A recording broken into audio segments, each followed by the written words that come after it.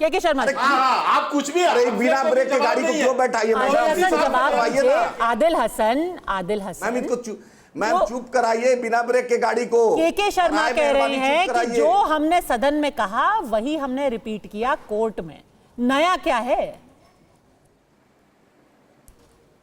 Ma'am सदन में अनुराग ठाकुर ने झूठ बोला गुजरात का देवस्थानम टेम्पल के बारे में, सूरत के बारे में। सूरत जो म्युनिसिपल कॉर्पोरेशन की बात थी उसको ट्रिब्यूनल ने कहा था वक्फ बोर्ड की संपत्ति नहीं है, वही वक्फ बोर्ड ट्रिब्यूनल ने कहा। इन्होंने झूठ बोला।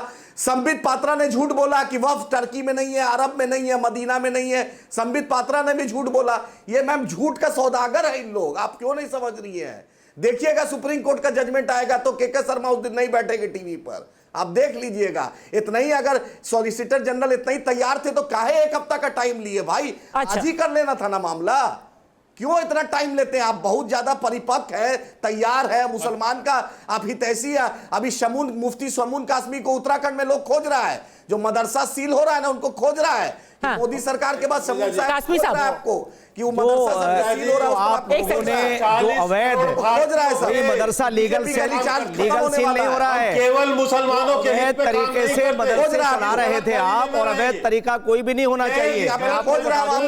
कि हमारी जो सरकार, हमारे माननीय मुख्यमंत्री को साथ लेके चल रहे हैं। और आपको ये बता देता हूं मैं कि किसी योजना से कोई वंचित नहीं है। आदिल साहब, मैं आपको जरा अपने आप को थोड़ा वो करिए। अगर आप इस्लाम को मानते हैं तो ईमानदार भी होना पड़ेगा। आप अगर अपने रसूल को मानते हैं तो उनकी इत्तिबा भी करनी पड़ेगी।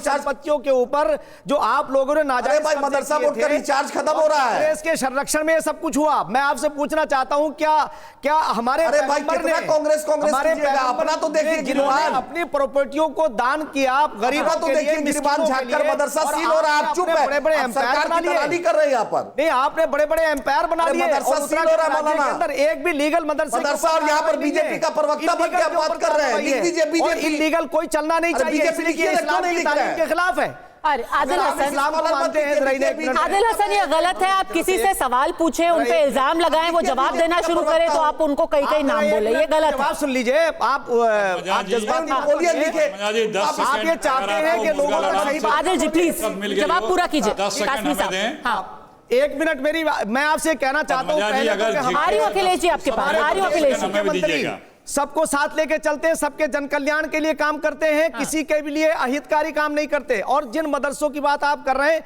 वो मदरसे वो हैं जिसपे कांग्रेस के जमाने से आपने अनियमितताओं का शिकार किया।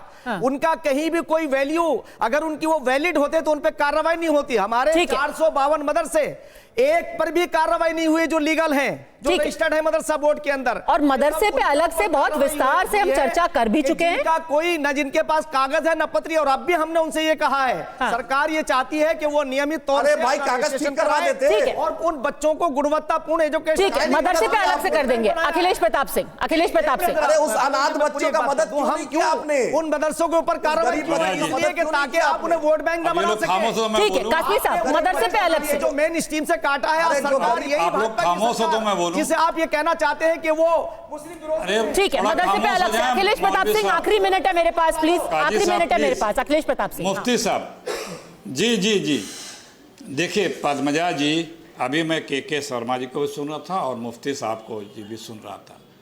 कल अदालत ने इन्हीं से सरकार से पूछा था कि आप मुसलमानों को भी हिंदू धार्मिक ट्रस्टों का हिस्सा बनाएंगे। ये प्रश्न किया था अदालत ने, प्रश्न किया था क्योंकि कोई प्रकरण होगा। हाँ प्रश्न किया था, प्रश्न बड़ा प्रश्न है। यही प्रश्न लोकसभा में भी हुआ था, संसद में भी हुआ था, जवाब नहीं दे पाई थी यहाँ पे। दूसरे मैं मुफ्ती साहब से कह रहा हूँ जो बैठे हुए हैं मुफ्ती साहब, इसी हल्द्वानी में 50,000 लोगों के आप ही की सरकार के, जिसके आप चेयरमैन हैं मुफ्ती साहब, वो घर उजाड़े जा रहे थे। ठीक है, सुप्रीम कोर्ट ने उन्हें रोका था।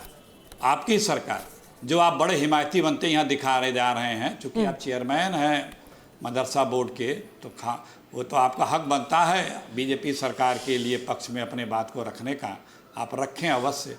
लेकिन पूरी दुनिया, पूरा हिंदुस्तान जानता है कि कितना स्नेह मुसलमानों से इस वर्तमान सरकार को है। ठीक है। हमें इसमें जाने की जरूरत पद्मजा जी एक चीज क्लियर कर दूं मैं पहले। अब अदालत अदालत फैसला हम देगा। कांग्रेस की तरह मुसलमान नहीं करते। घबराई हुई क्यों है? अभी तो फैसला नहीं आया है, अभी तो सिर्फ अदालत के फैसला आने के पहले बीजेपी घबराए क्यों है? इतनी देरी क्यों है बीजेपी? ठीक है, देखिए मामला सुप्रीम कोर्ट के सामने है, अगली सुनवाई 5 मई को होगी। सवाल कोर्ट ने कई पूछे, उनमें से कुछ कड़े सवाल भी हैं। अब आप इनको सवाल के तौर पर देखिए या आप देखिए कि सरकार को लताड़ पड़ी है, ये अगली सुनवाई में ही पता चल जाएगा जब सुप्रीम कोर्ट का शायद फैसला हमें सुनने को मिलेगा। फिलहाल अड़ी में हमसे जुड़ने के लिए आपका बहुत बहुत धन्यवाद।